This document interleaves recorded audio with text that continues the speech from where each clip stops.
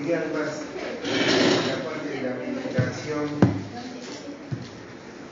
de tipo que se usa para lo respiratorio. Ustedes recuerden que lo que habíamos dicho, habíamos llegado a lo que era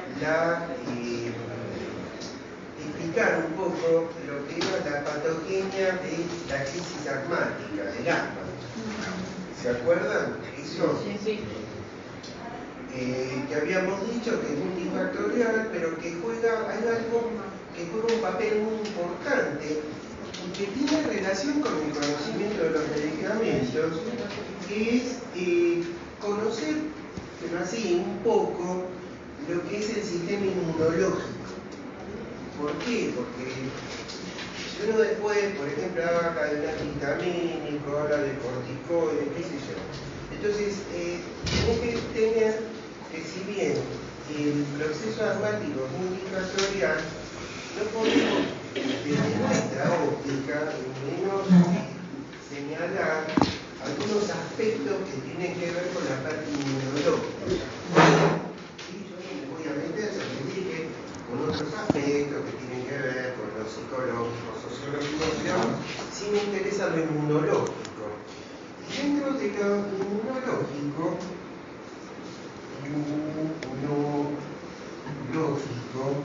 nosotros lo que vamos a decir es primero un poquitito un recuerdo, o a lo mejor una introducción, será para algunos, de lo que uno entiende por sistema inmune, por respuesta inmune. Bueno, la respuesta inmune puede básicamente tener, y después vamos al tema de lo que pasa en el asma, pero primero necesito hacerles una pequeña introducción a esto, porque si no, creo que se va a entender muchísimo menos. Puede tener un aspecto, bueno, ya habíamos dicho que inmune es un sistema que está diseñado dentro de nuestro organismo que tiene el objetivo de poder generarnos a nosotros una defensa frente a la introducción dentro del organismo de sustancias extrañas. Ese es el tema. O sea, cuando estamos en contacto con algo extraño, entonces este sistema inmune toma cartas en el asunto y se pone en alerta. ¿Qué puede ser extraño? Bueno, puede ser, por ejemplo, un microbio, un virus, una bacteria, un parásito. ¿Qué puede ser también extraño? Bueno, alguna partícula que esté circulando por el medio ambiente. Por ejemplo, la composición del humo del cigarrillo, que cuando la nicotina entra en combustión, produce aproximadamente unos 20-25 compuestos. O puede ser a lo mejor el contacto con un medicamento, o puede ser el contacto con un alimento, o puede ser el contacto con un polvillo, o puede ser el contacto con algo que hemos atenuado, un virus o una bacteria, y ese es el fundamento, por ejemplo, de las vacunas. Bueno, quiere decir que nosotros podemos tener muchísimas causas por las cuales este sistema inmune, de alguna manera, en condiciones normales, actúa. Y justamente la etiología del asma, habíamos visto en la clase pasada, que puede llegar a obedecer a todos estos factores. Entonces, es clásico dividir lo que llamamos una inmunidad natural y otra inmunidad que sería inmunidad adquirida.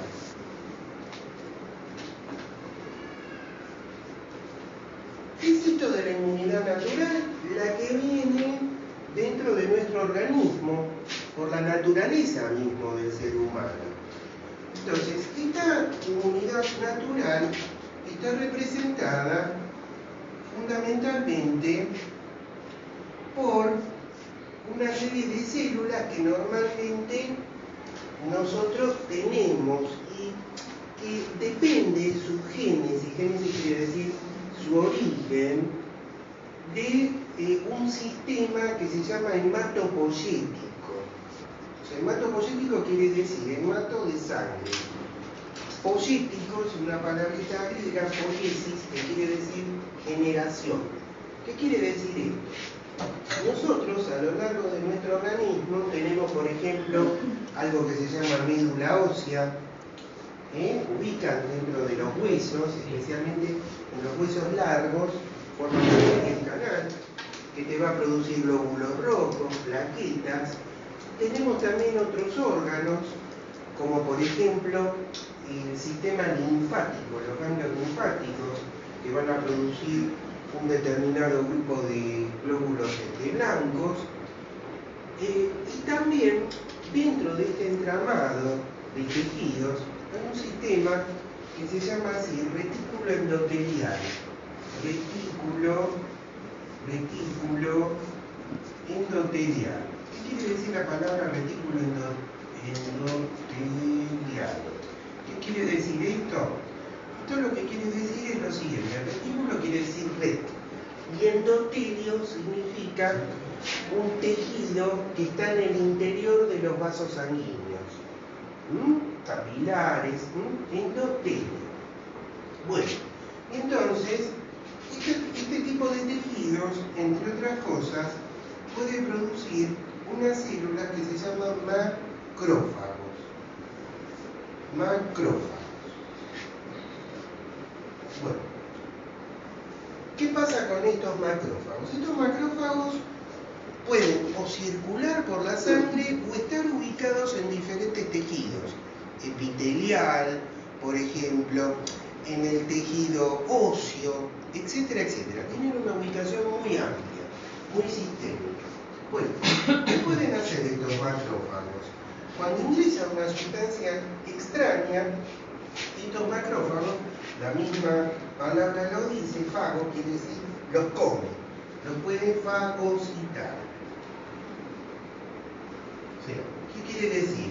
Ustedes deben recordar a lo mejor la célula. Estas son células grandes que se pueden reproducir, pero que tienen en el citoplasma una organela que se llama lisosoma. Sí.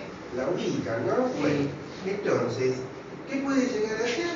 Fagocitar, o sea, destruir sustancias que pueden llegar a ser extrañas. O la otra cosa que puede hacer, no solamente por ahí destruirla totalmente, sino de dividirla. Dividir. ¿Qué quiere decir? Si yo tengo, por ejemplo, una sustancia grande así, el macrófago me la convierte en algo así más chiquito, en fragmentos. ¿Se entiende? Sí. Bueno, esto decimos que forma parte de un sistema de inmunidad natural. Como les decía, viene por el solo hecho que la persona entra en contacto con el medio ambiente. O sea, es una respuesta que la gente que hace inmunología dice que es inespecífica. O sea, entra algo extraño y el macrófago va a actuar siempre igual. No le importa si es un remedio, si es un virus, una bacteria.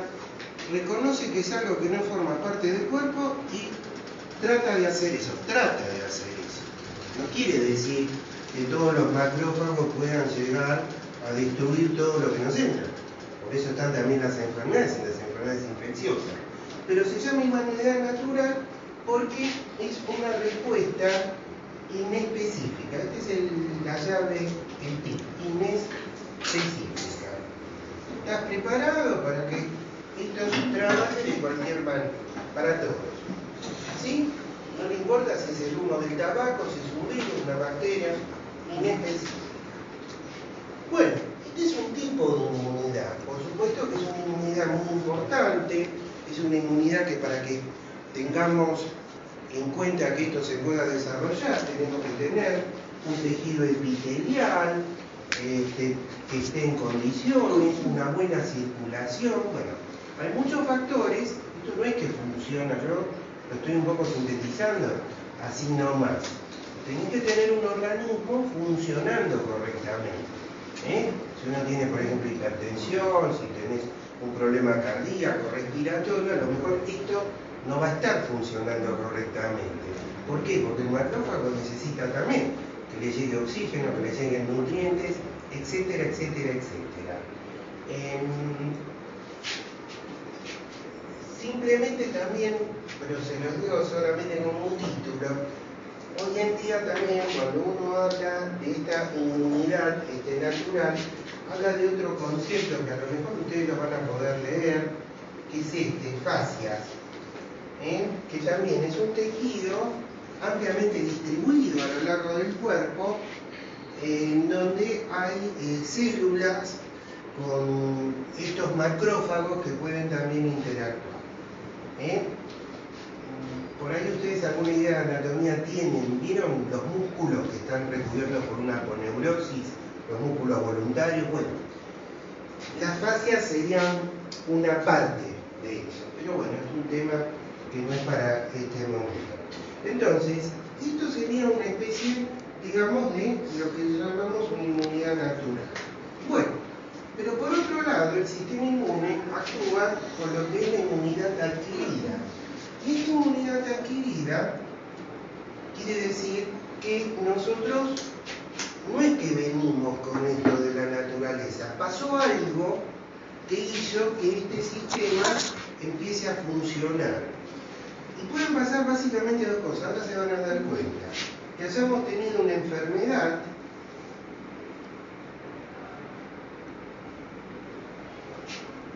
que la enfermedad nos deja defensas, ahora vamos a ver qué es esto de la defensa, pero yo se los explico más coloquialmente, frente a un nuevo episodio, ahora vamos a ver. O puede ser, esto sería natural, pero puede ser también artificial. Y artificial son los típicos ejemplos de las vacunas, por ejemplo. O a veces lo que se llama, bueno, por ahí no es el nombre técnico muy correcto, pero a veces así se lo conoce, sueros, que contienen elementos como para proteger. Quiere decir que esto es artificial, porque se crea a través de la industria farmacéutica, y esto es la natural o adquirida a través de las enfermedades. Ahora, sí, tanto natural como artificial, si bien tienen algunas diferencias, pero tienen un nexo en común que no tiene esta respuesta. Ahora, no significa que la inmunidad natural, si no pudo fagocitar, pero pudo dividir, nosotros se llama así, la noxa. La noxa quiere decir, ¿saben lo que es? Bueno, la noxa quiere decir lo extraño al cuerpo. Yo, por ejemplo, puedo decir una bacteria es una noxa. Es una bacteria que no forma parte, por supuesto, de nuestro componente natural. El polvo de un ladrillo que entró, noxa. ¿Sí? ¿Está? Sí. Entonces, quiere decir, puede dividir a esa noxa y esto le facilita la acción a la inmunidad adquirida. Bueno, pero este es digamos, lo que sería el plano general. Entonces, pero ¿qué es lo que pasa en estas dos que no tienen esto? ¿Yo esto puedo borrarlo? Sí. Bien. ¿Hasta acá se entiende? Sí. ¿Quiere preguntarme algo? Ojo, yo lo estoy haciendo, obvio, como un tema amigable, como para que lo puedan entender. Bien, muy bien. Entonces, nos quedamos con la parte de la inmunidad. Entonces dijimos adquirida.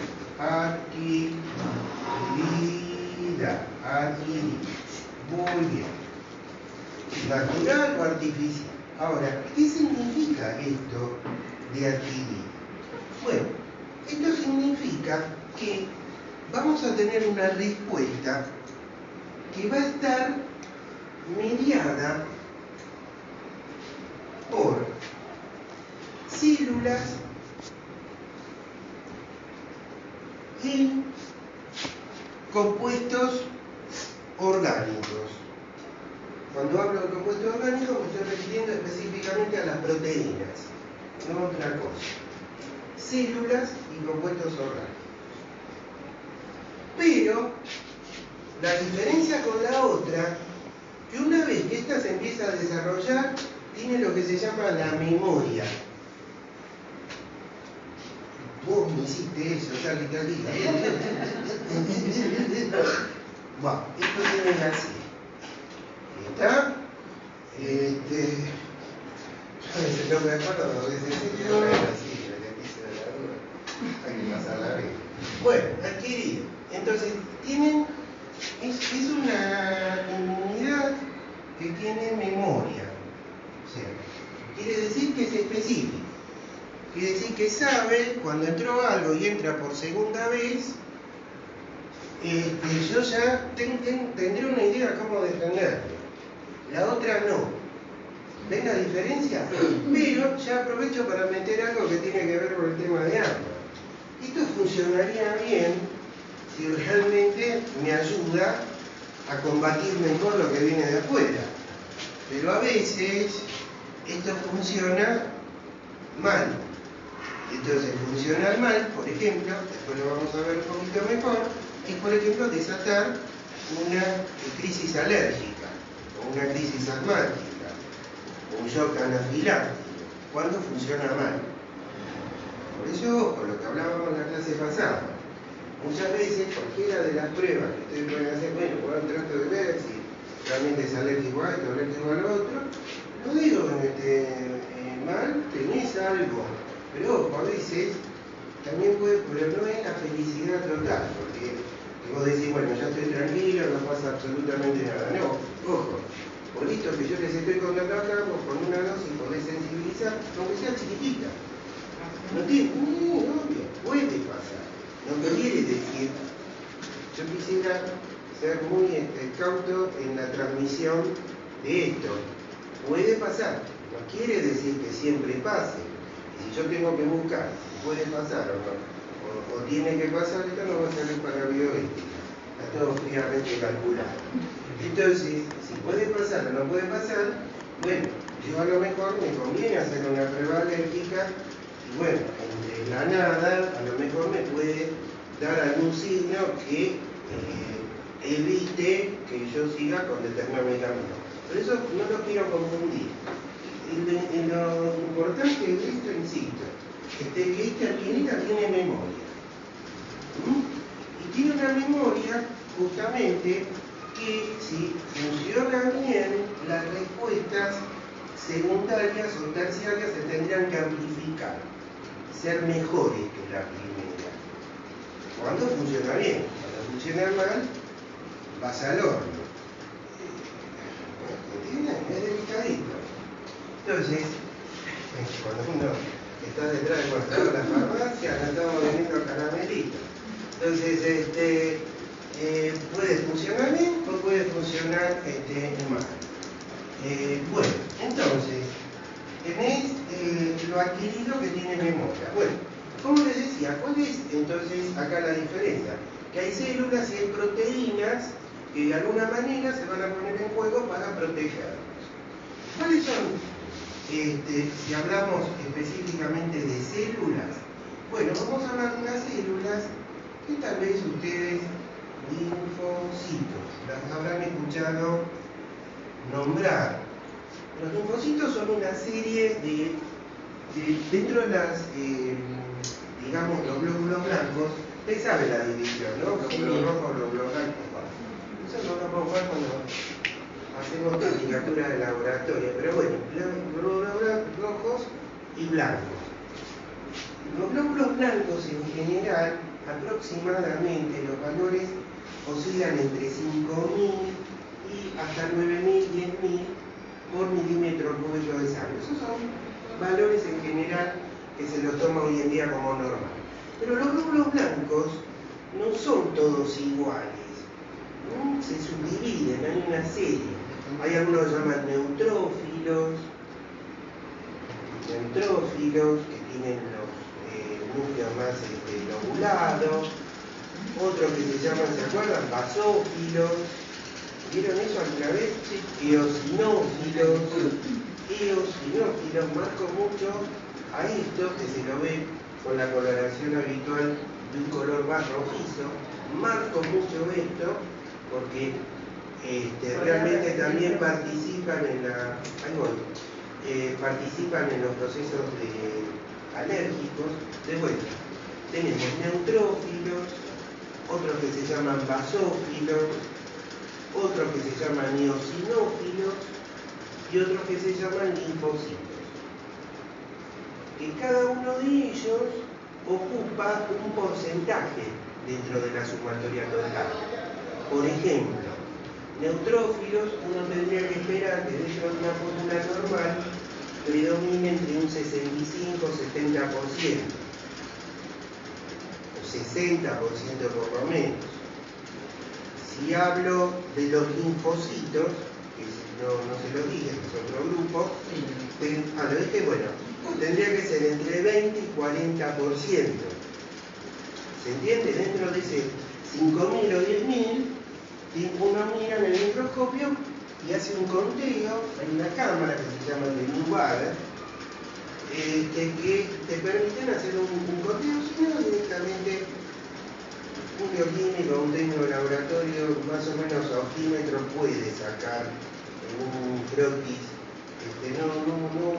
No es tan dificultoso cuando uno se hace el loco, porque a veces no tenés la cámara de pelote y bueno, más o menos podés ir sacando por acá. Entonces, tenés entonces, vuelvo a insistir, los neutrófilos, tenés también los basófilos que les dije, los eosinófilos, los linfocitos y les digo uno más, monocitos. Entonces los linfocitos tienen que estar entre un 20 y 40, los monocitos entre un 4, a 8%, los eosinófilos de un 2 al 4%,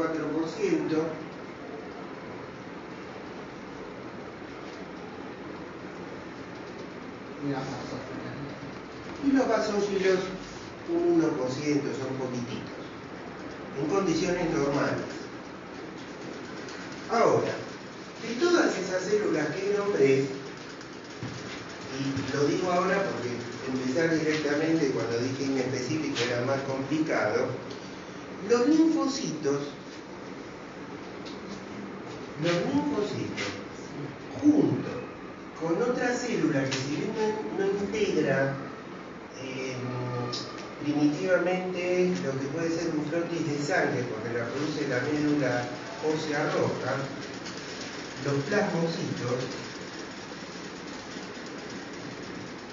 estos son precursores de unas células que se llaman plaquetas. ¿Ubican? Bueno, estos son los que van a participar básicamente en el tema de la inmunidad adquirida. ¿Por qué? Los otros que les dije antes, neutrófilos,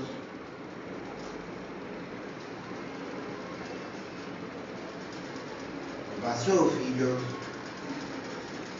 eosinófilos, pero fundamentalmente los neutrófilos, que son los que más están, si lo que nosotros tomamos como noxa y no lo había reconocido el cuerpo y pasa a veces la barrera del macrófago, pueden también actuar en la otra inmunidad, o sea, en la inmunidad inespecífica. Que es un poquitito, ustedes a lo mejor alguna vez habrán tenido o vieron cómo se forma pus cuando hay una herida. Bueno, el pus es, si uno lo mira al microscopio, son neutrófilos que quedaron destruidos en su accionar por las bacterias. Entonces, reitero, la inmunidad adquirida, las células que tienen ahí efectos, estas son células así, mononucleares, con un núcleo muy importante, estas son un poquito más grandes, linfocitos y plasmocitos son los que van a intervenir en la inmunidad adquirida. Ahora vamos a ver cómo. Los otros, neutrófilos especialmente, eosinófilos, van a intervenir junto con los macrófagos si estos a lo mejor no pudieron, fueron vencidos en la primera etapa y la anoxia entró al torrente circulatorio. ¿Se entiende? ¿Quedó claro lo que dije? No, la última no, si la podría repetir. Sí, cómo no. Los neutrófilos, los basófilos Para la inmunidad también inespecífico. El asunto es así, vamos a dar de vuelta a hacer una pequeña resumen. Yo tengo dos tipos de inmunidad para poder entender qué conocimientos de medicamentos usamos, algunos de ellos, en un problema de asma, en un problema de enfisema. Ahí viene todo esto que estoy explicando. Yo lo vuelvo a reiterar para no que perdamos el rumbo. Entonces, para poder explicar eso, y como hay involucrados procesos inmunológicos, tenemos que tener alguna idea que es el tema de la inmunología, porque algunos medicamentos justamente actúan para frenar cuando este proceso inmunológico se desboca. Ahí vamos. Entonces, sintéticamente vimos dos tipos de inmunidad, aunque una, obvio, está en relación con la otra. Una inmunidad que era la inmunidad natural y otra inmunidad que era la adquirida. En la natural ampliamos, aparte de ser inespecífica y aparte de actuar los macrófagos, estas células de la sangre, como por ejemplo los neutrófilos, los eosinófilos, que son un tipo de glóbulos blancos, pueden también reaccionar en forma inespecífica. Bien, por ejemplo, entra una bacteria, a un neutrófilo no le va a importar tanto si es una bacteria que produce cólera o es una bacteria que va a producir una sepsis. Va a actuar de la misma forma. Sepsis quiere decir infección generalizada, inespecífica. ¿Bien? Quiere decir que siempre no tiene una respuesta diferente. Ahora, el otro tipo de inmunidad, que es la inmunidad adquirida, que tiene dos fuentes, una la natural cuando nos enfermamos y otra que puede ser adquirida a través de artificios técnicos como la elaboración de vacunas o la elaboración de algo que se llama suero, pero realmente no es específicamente un suero, pero más, después lo vamos a ver. Bueno, esto también genera inmunidad. Ahora, para la inmunidad adquirida es una inmunidad con memoria. Es muy importante tenerlo en cuenta. Sabe lo que pasó la primera vez, lo almacena y la segunda vez va a poder actuar más específicamente. Si la cosa va bien, actuará protegiéndonos más. Pero si la cosa va mal, por alguna cosa que podemos llegar a saberla o no, se va a desatar una tormenta. Un rainstorm, una tormenta. Entonces, yo siempre lo canto. Mis alumnos ahí en La Matanza, en todas las carreras, bueno, pero también en el profesorado, se comen 5 niveles de inglés y 5 niveles de computación. Estudies lo que quieras estudiar. Tienes que saber. Bueno, como yo no soy muy adicto al tema del inglés, bueno, ellos entonces pronuncian las cosas, me dicen en inglés. Lo lindo es que, creo que la mayoría de las imágenes de Google, estamos viendo anatomía, suelen venir y tienen siglas en inglés, generalmente. Bueno, justo, un programador docente de mí, un ayudante, bueno, trajo unas imágenes, eran todas imágenes que estaban en francés, que es un idioma que yo lo adoro. Pero por otro lado, porque te permite entender mucho mejor el español, no porque esté adherido a un plan político de un país. Yo no hablo desde lo filológico, el idioma. Me parece más que a mí que tiene una mayor riqueza. Pero bueno, el mundo se mueve con el inglés y no está adaptado con el inglés. Bueno, entonces ese rainstorm es digamos, que se usa también en pedagogía, en didáctica, en las tormentas de ideas. Por ejemplo, empezás de un término, empezás a sacar un montón, que le guste, después me puede pedir bibliografía. Linfocitos, plasmocitos, tienen que ver justamente con una inmunidad de tipo específico. ¿Está? ¿Bien? ¿Se entendió? Las dos diferencias, ¿quedó claro? ¿Seguro? Bueno, y ya sabemos algo más, que cuando esto funciona mal, puede llegar a producir entonces, y ya les meto la palabra, una reacción de hipersensibilidad. Ahora, ¿cuándo estoy diciendo que esto funciona mal? La adquirida, ojo. Hipersensibilidad. Que creo que esto no tiene demasiada explicación, este término, ¿no? Quiere decir que te hace más el sensible. ¿Está bien? Hipersensibilidad. Bueno, entonces, justamente en el problema del asma vamos a tener un problema de hipersensibilidad. Se nos volvió un poco en contra el asunto. Las reacciones de hipersensibilidad en inmunología se dividen en 4 tipos. Se los numera con numeritos romanos, y la hipersensibilidad en el asma está relacionada con la hipersensibilidad tipo 1. El tipo 1, ¿sabes lo que te está diciendo? Que es una respuesta muy inmediata. ¿Sí? ¿Siempre se da así, muy inmediata? Bueno, cuando uno ve este problema desde el área de lo que es educación física y no desde el área hospitalaria médica, puede a veces no darse tan inmediatamente. Pero bueno, vamos a seguir la teoría clásica, que eso tiene que ser rápidamente, inmediatamente. Hipersensibilidad tipo 1. Bueno, pero para poder entender una hipersensibilidad de tipo 1, primero tenemos que tener una idea de cómo es naturalmente, y esto bueno. Aclaro que lo que yo voy a explicar vale tanto para la inmunidad adquirida natural como la artificial. La artificial remeda la vacuna, por ejemplo, el modelo natural. ¿Sí? ¿Puedo borrar esto? Sí. Bueno, muy bien. Perfecto. ¿Vamos bien? ¿Se va entendiendo? ¿Sí? Bueno, maravilloso. Entonces, ¿qué es una respuesta natural?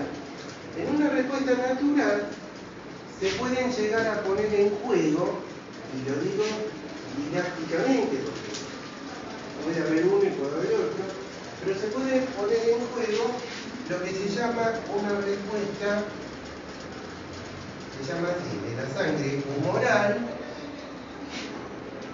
o directamente celular. Cuando es humoral, esos plasmocitos elaboran, fabrican unas proteínas que se llaman anticuerpos. ¿Escucharon hablar de los anticuerpos? ¿Qué anticuerpos podemos decir? Ahora les explico. IgA, IgM, IgG, IgD,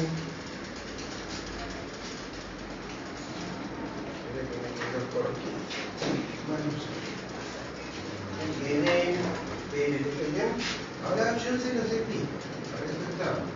IgM, y abajo dejo la célula. Estos son proteínas, todas son proteínas, son todas proteínas. Ellos saben lo que es una proteína, ¿no? ¿Te acordás? Hay que repasar de biología. Sería algo así como un conjunto de aminoácidos, pero que tiene ciertas características. No es tirar aminoácidos hacia la rueda. De vuelta.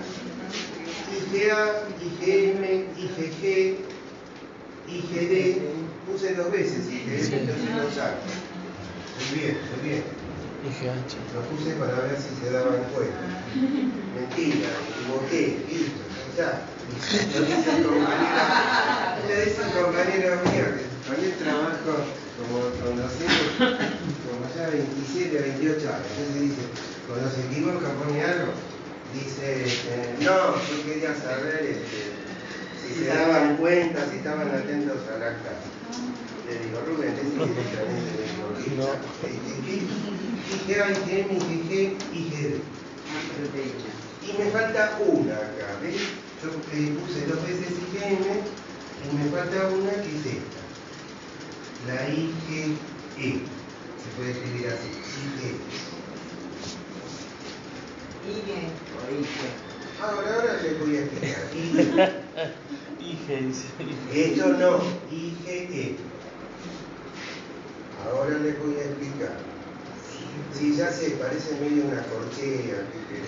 Mirá, si querés te lo pongo así. Mirá, IgA, IgM, bueno, pero ya que estamos, IgG, IgD, IgE. Creo que esto es menos miserable que el otro. Bueno, por supuesto, no expliqué, bueno, listo, ¿está bien? ¿Es más clarito así? ¿Seguro? Bueno, si se entiende esto, eliminamos esta columna que lo único que hace es molestar y confundir. Sí, ya está. Bueno, todas tienen en común la G, ¿vieron? Bueno, ¿por qué? Porque estas son todas inmunoglobulinas. Son proteínas que se llaman inmunoglobulinas. ¿Sí? Son todos anticuerpos. Inmunoglobulinas. Todas son anticuerpos. ¿Qué quiere decir que son anticuerpos? Ahí vamos. Anticuerpos. Cuerpos. ¿Qué quiere decir? Quiere decir que cada una de ellas, frente a una noxa específica, acá esa es un poco la diferencia, va a aumentar su producción. O sea, nosotros naturalmente las vamos produciendo, pero frente a la entrada de algo que hay que destruirlo, entonces estas inmunoglobulinas van a empezar a aparecer en una mayor concentración en la sangre. Por eso se llama inmunidad humoral. La palabra humor, en este caso, viene de la época de un médico llamado Galeno, que describía el cuerpo humano, un griego, con los diferentes, en vez de hablar de sangre o de esto, decía los diferentes humores, a los líquidos los llamaba así. Entonces, ¿cuál es el tema? El tema está que para que un anticuerpo se produzca, tampoco se produce así porque sí. Tiene que ingresar una noxa, ¿no es cierto? Bueno, una noxa. Supongamos que esa noxa, vamos a suponer, qué sé yo, alguien acá está, ¿viste? Vamos a hacerle ahí, esto,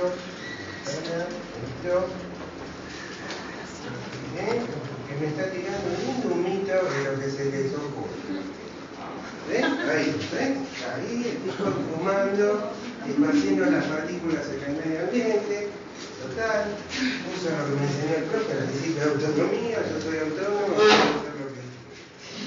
Entonces, ¿cómo es el asunto? El humo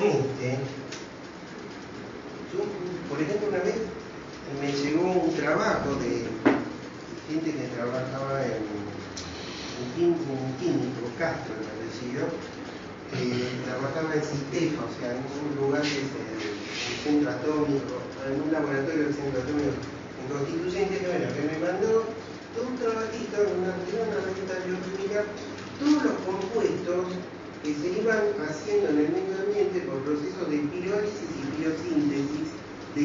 del tabaco, a partir de la nicotina. Pirólisis quiere decir destrucción por el fuego. Pirosíntesis, lo contrario. Piro es calor, de pira, ¿vieron? Bueno, entonces, ¿qué pasa? Una de esas tantas cositas que vos tirás, entonces te absorbe el sujeto este sería sujeto 1 y este sujeto 2. Te lo absorbe. Bien. Entonces, ¿qué pasa? Este humo no es algo que forma parte de nuestro organismo. ¿Estamos de acuerdo? ¿No es cierto? Bueno. Entonces, ¿qué pasa? La primera barrera que va a, digamos, hacerle frente son todas esas muchachadas que forman parte de la inmunidad natural. O sea, van a tratar de encapsularlo, de destruirlo, de dividirlo. Bueno, pero supongamos que parte de esas partículas, como difunden, y difunden muy bien, van a ir llegando a la sangre con sus componentes tóxicos, no estoy hablando de volgar, para llegar a cada uno de los tejidos. Bueno, ¿qué pasó acá? Yo voy a necesitar, suponete ahora sí, el auxilio de estos que son mucho más poderosos. Esto es producido en el hígado, en el vaso, en la médula ósea. Estos son lugares donde se van produciendo estos anticuerpos. Bueno, estos anticuerpos, para poder actuar, tuvieron que reconocer a esa partícula como algo extraño. Entonces esa partícula, cuando ya empieza a trabajar este sistema que nosotros lo tomamos como adquirido, esa noxa se transformó en algo que en inmunología se llama antígeno. ¿Es lo mismo antígeno y noxa? No, el antígeno sería algo más, para hacerlo fácil, trabajado de ese humo. La nox, quizás el concepto a lo mejor no tiene tanta diferencia sustancial, pero acá cuando yo digo antígeno, yo estoy diciendo que es algo que puede ser reconocido por extraños como este. No sé si me explico. Si yo, por ejemplo, solamente hablo de la noxa, y suponete que entra como noxa, a lo mejor este sistema no me lo va a poder, digamos, reconocer.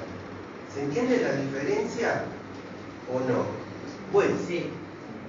Entonces voy a ver si podemos introducir una palabrita acá, que se usa en inmunología. Cuando la noxa todavía no fue muy identificada por ese sistema natural, en inmunología se la puede llamar también así: actene, o acteno. Podés decir noxa o podés decir actene o acteno. Bueno, este acteno, para poder ser reconocido y tener la calidad de antígeno, necesariamente en la sangre nuestra se tuvo que usar. Uno diría, ¿cuál es la diferencia entre una noxa y el actene? ¿La palabrita? No. La diferencia está que ese actene, aparte de haber pasado la situación de esa división, de ese reconocimiento por lo inespecífico, tuvo que haberse unido a una proteína de la sangre inespecífica, no a estas.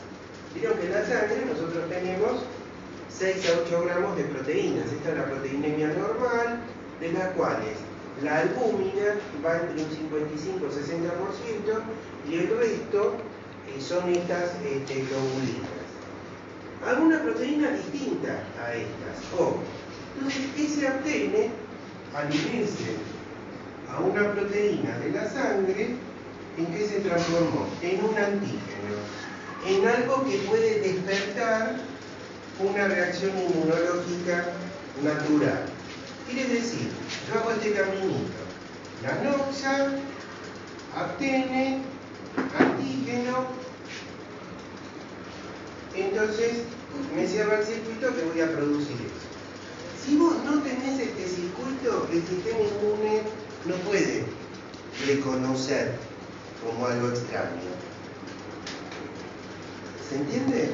Por favor, les pido que me pregunten si hay algo que no soy lo suficientemente claro. Y, por ejemplo, en la crisis asmática, esto funciona mal. Porque el antígeno, bueno, que puede ser multicausal, como dijimos, en vez de que la inmunoglobulina lo pueda neutralizar, empieza a aumentar más, empieza a funcionar anárquicamente.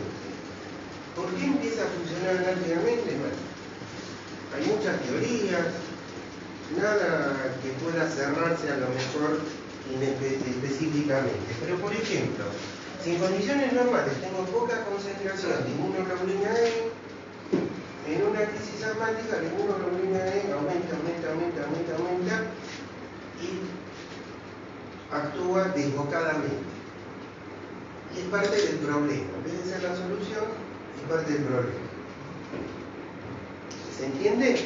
Eso quiere decir, eso es una reacción alérgica, que la palabra quiere decir reaccionar en forma diferente. Bien, entonces tenemos estos 5 tipos y ya cierro con esto, así vamos a nuestro consabido descanso.